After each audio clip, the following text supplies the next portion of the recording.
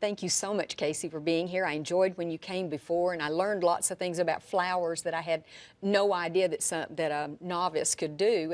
And you said we're going to talk about bud vases, and I always think of a bud vase as one single flower in a bud vase. Well, that works well, and sometimes it can be very dramatic, especially if it's a hydrangea or a peony. But even a little rose looks really sweet in a bud vase. It does. But we're going to go a little bit beyond, but bud vases are a good place to start if you're nervous about doing flower arranging.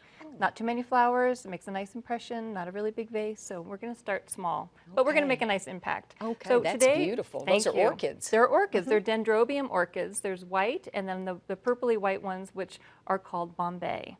And they're very simple. They're considered a line flower because there's a bunch of blooms on one stem, a line flower. And we're just going to build right in our vase here, which has got some water in it already. And we're just going to pop these over there for a minute, and we're going to pull these in. Now, orchids arrive from Thailand usually, or from Hawaii, and they always travel in these little vials of water. The water. Because they can't really be kept too chilly to sustain their longevity. They have to be kept in water because they're tropical flowers.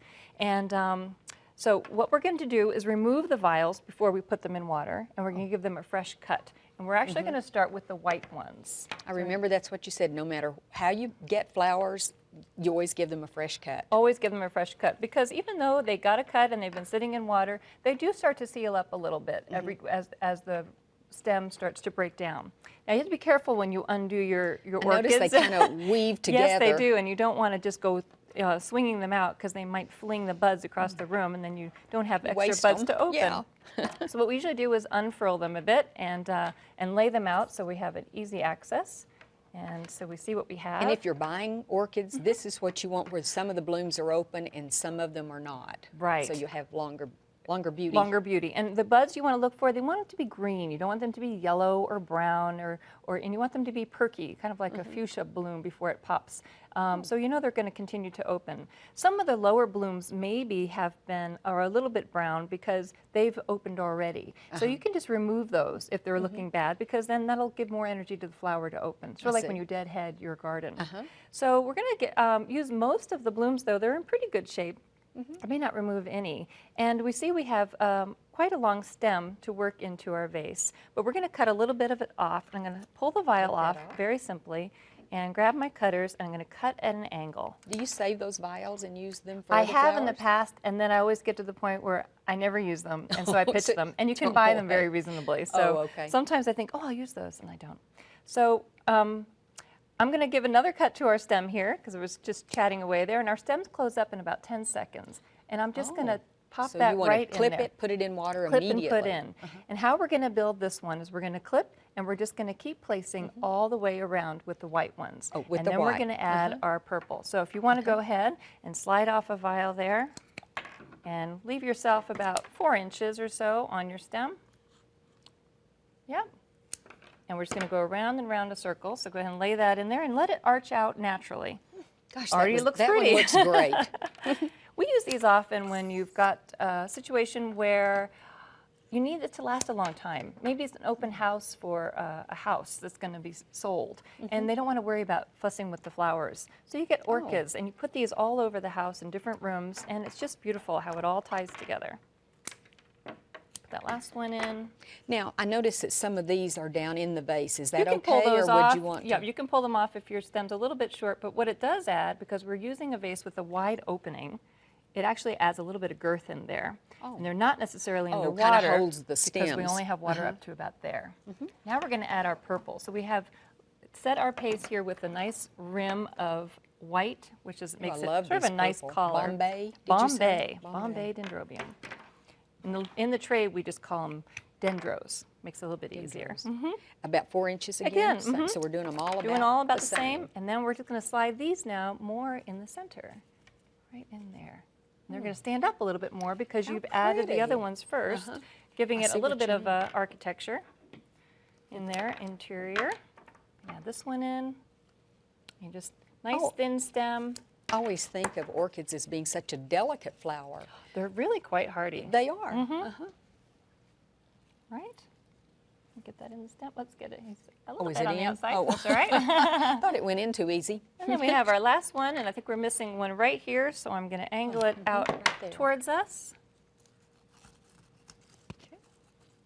And voila, a beautiful Beautiful. spray of orchids. Okay. Very simple and in a bud vase. And in it a bud fills vase. that nice rim very, very nicely and very tightly. All right, let's set this one behind us so that you can show us on. These are the most gorgeous roses. These are. So this is another idea for a bud vase, and this happens, now we have the exact same style of vase. Oh, and you've got two different kinds of flowers. And we the have two different roses. flowers, I yeah, didn't which notice we're that. going to use. And if you see from the example here, we are don't have quite enough flowers to fill the whole thing and make it look quite uniform. So Yeah, what you'd think they'd just kind of flop. They would, and sometimes it doesn't look as pretty. You want it to look more compact, more organized like this one is. And we've layered it sort of a ladder. So we have our lowest flower is the most full, and we have this nice fullness here. And then our second So you build up rose to a is a tower, little bit kind of. medium, and then our tallest rose is the smallest. So Oh, okay. the rule we use is tallest, smallest, lowest, largest. Tall, small, That's- low, large. And it's just aesthetically more pleasing, because you wouldn't want to put a giant beautiful. flower way up No, top. it would look top heavy. Right. Yeah. And if we don't have enough flowers to fill in, we actually use gems or some, this is Seashell- actually are broken those- seashells, and you can use sand, you can use marbles. But anyway, it holds your stems together. So we're going to show you how to do that. Okay. But the first thing we need to do is clean our roses, and not too much today. Usually there's thorns on 3 different places on a rose, but these are wonderful. There's none at all. And we're just going to remove the greenery, and we just stand up the stem and spin it around. And I might actually keep that greenery because it's not going to be below the water line. No. Would you like to do this one? Okay. And I'll do the tallest one here, leaving the greenery up top.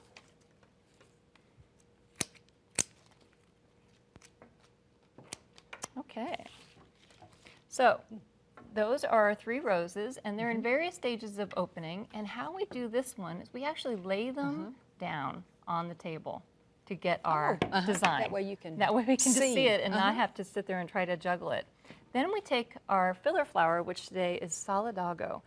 And this one only comes in yellow, but it's absolutely beautiful, and it's just starting to open all these tons of little flowers, and they do have quite a bit of action going on the stem. So again, we want to take a look at what we have. These all came off one stem. Wow, And so they it doesn't take offshoots. much. Right, doesn't take much to do. So we're going to undo them all and see if we have one that's a little bit more tighter. This one looks like pretty tight. That's that one's tight. tight too. So these are going to go on the taller part. Oh, so you're just kind of laying We it are. out. We're going to clean them a little bit, but we're flat. going to see who qualifies for where. makes the cut, Who so to makes the speak. cut, yes.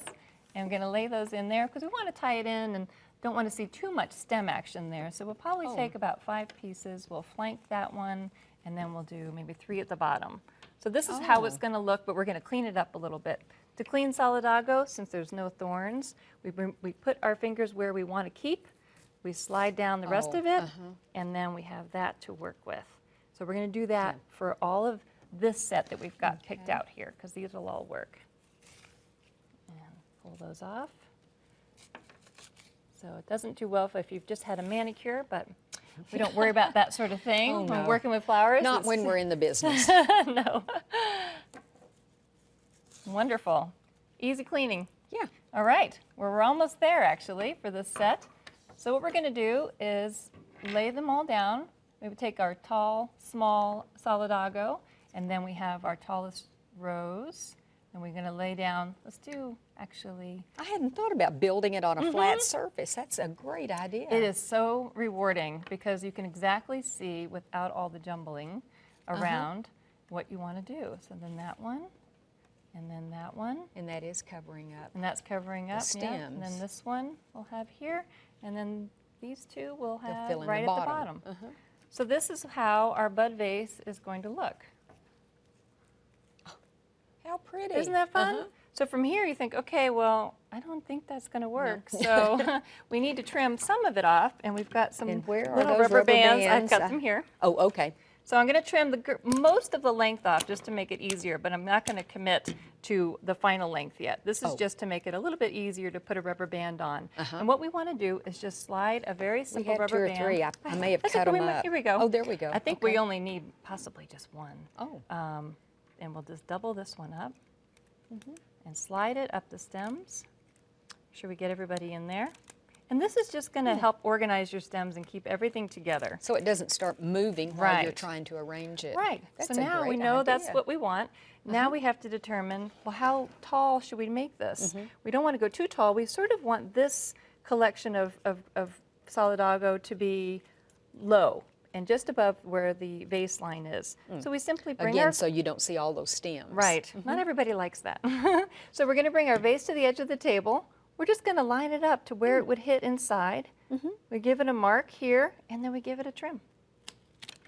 And you're going at a little bit Going of an a little bit of an so angle. it'll absorb water. Right, absorb water. We don't want it to sit flat. flat at the bottom of the vase. And then I'm going Remember to... these things. I know, you're good.